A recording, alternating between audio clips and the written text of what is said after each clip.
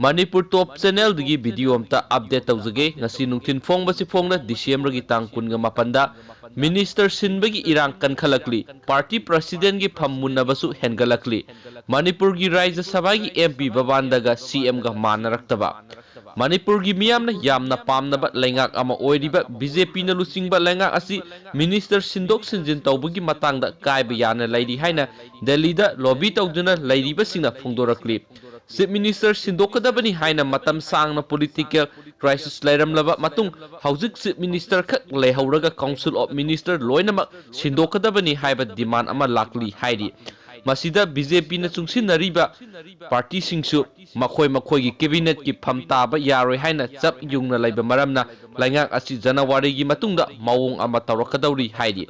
Minister Sinbagi irang marak asida BJP gi State Union ki President Sinnaba nampak tanaduna haujik miyoi mapanna President gi post ki damak mana ngamjaba level da Delhi da satuna warom nari nupi ama yauna President gi post asi yamna kanna tanarabasu Rajya Sabha gi MP gi matam loisilaklaba babanda gi su option ani khak lairibane ma ki State Unit ki President gi matam su loirakpa aduga Rajya Sabha gi MP gi matam su loiraklabane amadi soidana hanjinaba yamna kana Delhi da lobby tawduna lairi hairi Manipur da party asina sinba function khudimakta state president yaudabagi mami ama sauna tarakli ngarang maktada Amit Shah amadi Narendra Modi na CAA bu saugatpa utnaba India sinba thungna rally satnaba saruk ama oina Manipur gisu party asina khwaidigi sauba rally ama Khangbok SC da pangthokre asiguma thoram asida party gi president yaudaba haibisi CM ga party president ga manaraktaba adu